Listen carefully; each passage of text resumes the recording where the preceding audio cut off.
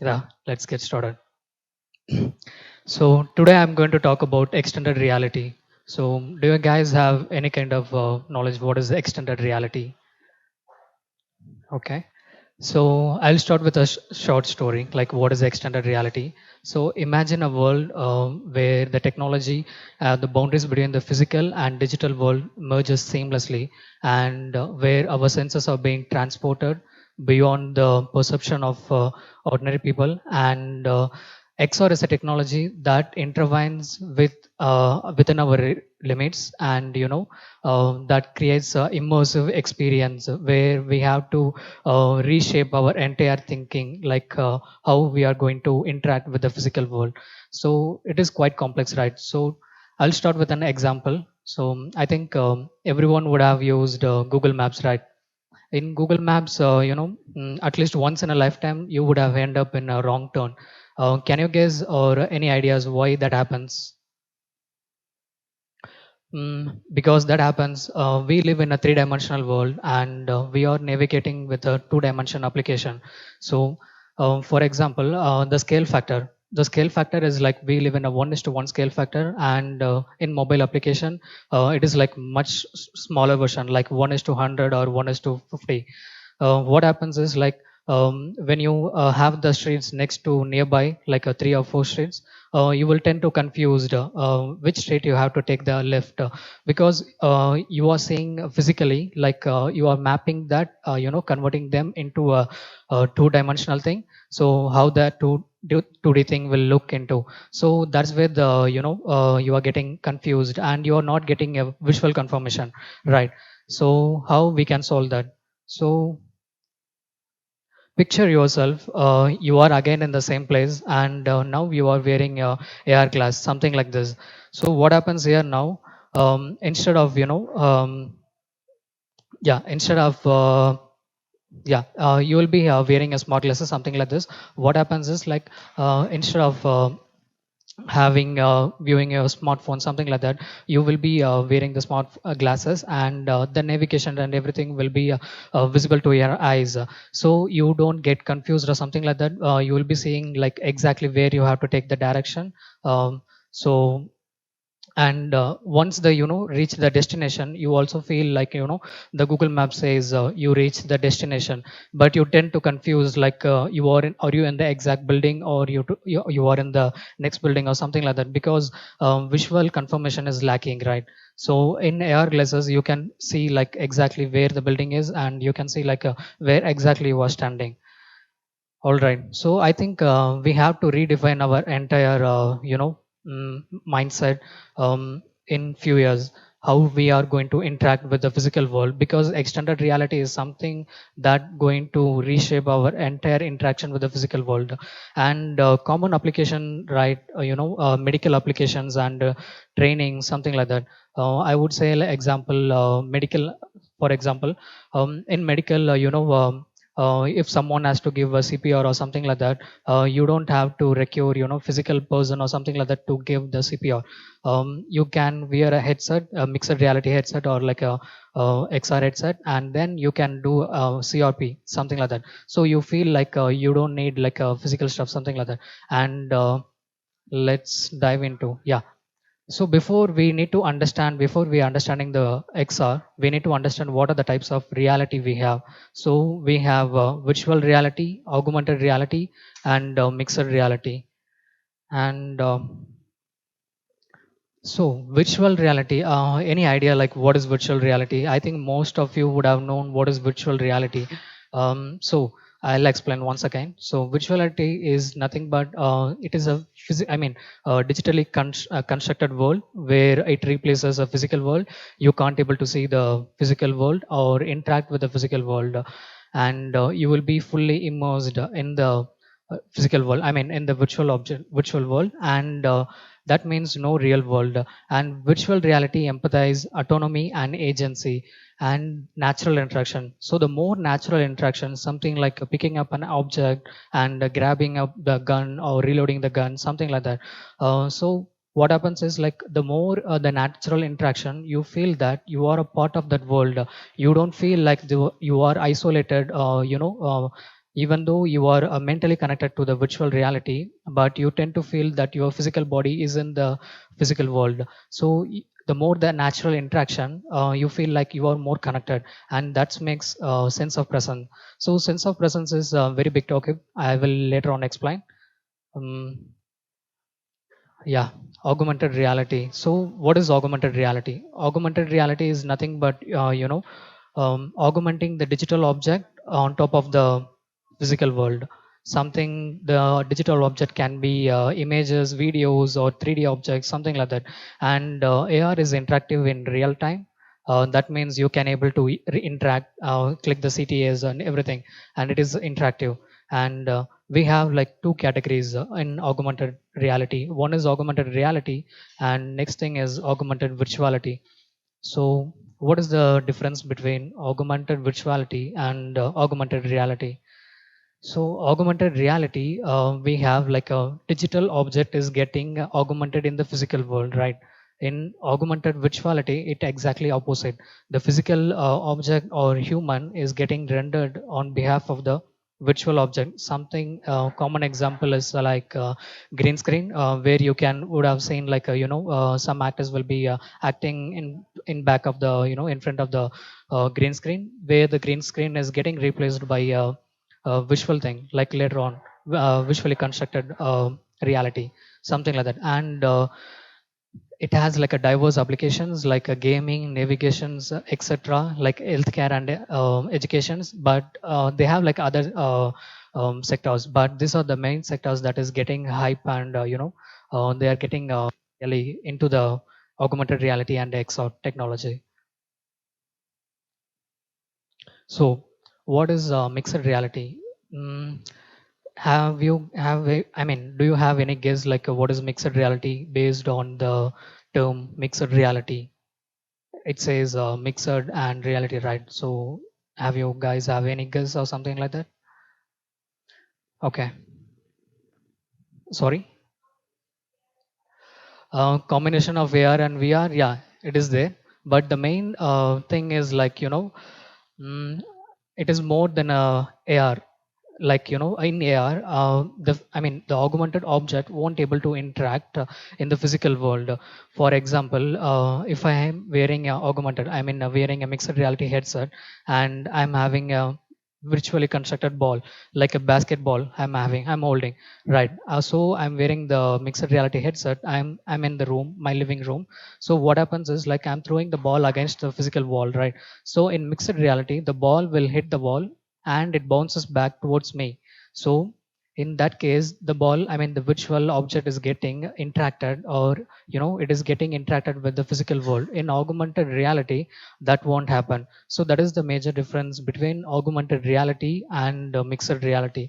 And mixed reality is more about spatial awareness and interactions and spatial mapping. So spatial mapping is nothing but your physical space, like it scans your physical space, like whereas you can even mark the object like a chair, or you can even identify. Now the headset are like getting too complicated or too advanced, I would say. Like you don't have to technically manually rename this object as called chair, this is like a furniture or something like that. They automatically detects the object and suggest you this is called chair or something like that. And yeah, so we talked about augmented reality, mixed reality, and virtual reality, right? So what is extended reality? So we have talked about mixed reality, augmented reality, and virtual reality, right? So what is extended reality? So extended reality is umbrella term which includes AR, VR, and MR. So in simple terms, I would say we have like a Google Pixel and a Samsung Galaxy, and we have Apple iPhone, right? But it all comes under one category called smartphone, right? So it does something like that. So extended reality is an umbrella term where AR, VR, and MR comes under it. So in extended reality, XR equal to extended reality, where R stands for reality, but X doesn't stand for extended, where X stands for, it can act as a wildcard entry. It can be augmented, it can be either a virtual, or it can be a mixed, or it can be a combination of A and V. So something like that. So we we have discussed what is extended reality, right? And we have seen what is AR, VR, and mixed reality. Now let's see about what are the types of virtual reality. So we have non-immersive VR and semi-immersive VR, fully immersive VR, and 360 degree. So for non-immersive VR, so non many would have played. The basic example is like computer games, like mobile games. Everything is a non-immersive VR, where the world is like it is a computer-generated world, right? So you will be playing and interacting with that, but it is not fully immersive. So yeah, that is called non-immersive VR, and we have next semi-immersive VR. Semi-immersive VR is something like I'll give an example for that. So semi-immersive VR. So consider, picture yourself. Um, you are constructing your dream house, something, right? So now you are in a talk with a architect. So who is about to give you a mixed reality headset, to view your dream house. So what happens is like you will wear the headset and see like your dream house is getting rendered, or you can see the your house in a real time scale, right? So the key difference is in semi-immersive VR is even though you are immersive in virtual reality, but you can still feel that you are belong to the physical world. You are only mentally, you are just tricking your eyes that you are in the zone actually in the reality, but you can feel and you can talk and you know you are in the physical world, right? So that is called semi-immersive VR. And what is fully immersive VR? So fully immersive VR is something like you feel fully immersed. You will be a part of that world. You can see your hands, your legs, and everything. You can make some emojis like thumbs up or something like that. You can still feel you are part of a world, and the interaction will be like more natural, I would say. Like for example, this is an example. So this is called Population One.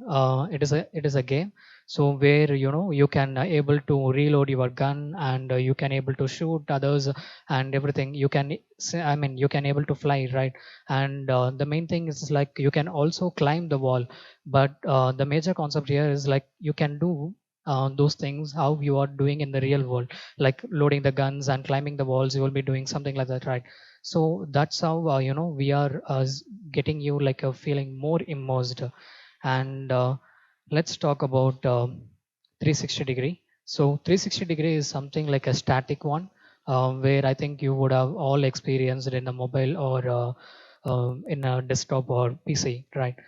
So 360 degree is something like a static one where you can scroll or something like that. But in virtual reality, you can still wear the headset and you can see the 360 degree image. Once you have, I mean, that has like a limitation. For example, the 360 degree image is like a 4 meters by 4 meters. So you will be once you move out of the 4 meter, you can see the real world, right? So that is what a static one 360 degree images. So yeah, all right. Now we have seen about types of AR, right? Now we'll talk about types of AR. So we have marker-based AR, markerless AR, and projection-based and overlay.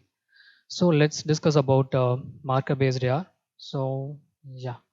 So marker-based AR is also known as image recognition AR that relies on a specific, markers such as it can be a QR code or a unique patterns that has, when the camera is getting, I mean, when the camera scans the particular object, I mean the image, it detects and it triggers the digital object on top of that. And you can see the example over here, once, I mean, let me see. See, now, I mean, now this object is getting triggered and the digital object, you can see that it is popping out something like that. So it acts something like that. And you can see like a lot of business cards or something like that where you can see, phone numbers and everything. They can even, they have their own, 3D model of greeting you or something like that. That happens. And yeah, let's talk about markerless AR.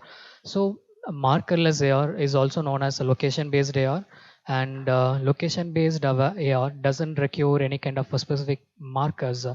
to trigger the digital content. Instead, it uses devices GPS and location and other sensors. Um, the famous example is like Pokemon Go. I think it launched in 2016, where I think many of would have played Pokemon Go. And like I think I remember, like I was studying in I was doing college, where whenever we had like at lunchtime or something like that, we used to people used to scan the mobile app, or Pikachu's there, and then we'll gather up or see something like that. So it is like a more revolutionary thing for the location based AR, I would say. And especially that the form factor, it comes under the mobile, right? So after that, there are like a lot of things popping out for the location based AR, like which is easily available, like the form factor I'm talking about, like mobiles. Yeah, let's discuss about projection based AR. So projection based AR is something like projecting a light or a digital content on top of the real world surface. Here we can see the light is getting projected on top of the building. So this is called Luma Art Festival. It is like happens every year on particular date. And it happens at exactly same place with the same building, where you can see like the building, you can see the building is only you can see the outline of the building, but you can see it is more of the visual, right? So what happens is like the projection, it automatically detects based on the geometry of the physical space. So you can trigger or you can design based on the physical geometry of the object you are going to project. And the main thing is like you don't have to need any kind of wearables. That's what a key point here, like projection based AR. And projection based AR also used in some kind of other activities, like in games, like when you have games, the projection of light or something like that will be there, where you get to travel one place to another place, something like that. And yeah, let's talk about overlay. Overlay, or it is also known as superimposition AR. So it is basically example. I would say I'll start with an example. So consider yourself, you are in prehistoric. I mean, you are in a Taj Mahal or something like that, where some part of the statue or monument is getting destroyed. So what happens is like you can wear the wearables, or you can have semi-transparent glasses or something like that. You can see it like how it looked previously. The major thing is like we can able to see the real world, and we can able to overlap the digital content on top of the physical one. So we can able to see with the physical world how it looks entirely, like how it looks in a full form. Like you can see in the example, like the outlines are being generated here, and this is like a broken structure, something like that. And yeah, I will start with an example. So this is Mario Kart Live. This is generated by company like you got have name like Nintendo. And I'll start with this one, this first image. So everyone would have played remote controlled car games, right? I think everyone would have gone crazy in a childhood. Like I was a 90s kid, so I obviously love like playing with the remote control cars, something like that. So what happens is like this was launched in 2016. What happened here, like you have the physical car, remote control car, where you can able to control the car, and you have like a digital display over here. And you also have a camera over here, the car. What happens is like once you have the speeds like a gates, something like this is an arrow like a signboard, something we have it like a gate. So what happens is once the user is plays the gate over here, he can create his own course, like a own track or something like that. So once the user created the track, they can able to run the car over here. What happens is you can see in the GIF, right? So what happens is this is the scene that will be displayed on top of the display, right? We can see you can see like a lot of augmented objects are there, right? So what happens is like once you hit a obstacle or something like that, like a bomb or dropping a bomb or something like that, what happens is it interacts with the bomb, and once you hit the bomb, the car actually stops in the real time. And the same case, like if you hit a banana or health or something like that, the car gets a speed or health. And you can see the signboard here, over here. Just a second. Yeah, we can see the signboard here, right? So the signboard is something like this. This is how it physically looks, right? But once you place the signboard over the corners of here, it detects the object and it, places like how it looks in the virtual, I mean, in the augmented reality, something like that. And this was so quite popular. And based on this, they also have, types of CCs like a cubic centimeter, like 200 cc, 250 cc, 100 cc, and 50 cc. Based on that, the cars varies the speed. The higher the cc, the car goes higher speed. And yeah, let's talk about spatial computing. So I think after AVP launched, Apple Vision Pro launched, there are a lot of buzz going on spatial computing and spatial designs, everything, right? So I would say, in a nutshell, spatial computing is nothing but spatial computing is nothing but extended reality. It is just another term of extended reality, but spatial computing comes under the extended reality. It's just deals with more of spatial awareness, how the spatial environment will look like, how we are going to interact with that, something like that. So it is more like a extended reality, but extended reality is a broader term. And you guys can quickly scan this QR code in your camera. It navigates you to the another website called Eighth Wall, where you again have to scan the QR code. So let me know once you are done. So once you have scanned the QR code, you can tap the QR code in the Eighth Wall. You can see some augmented reality things, like a shoe is popping over here.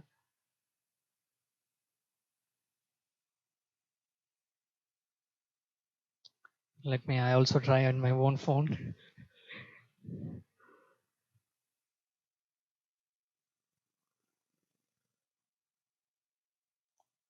So it navigates you to the Eighth Wall application, right? It's a web app.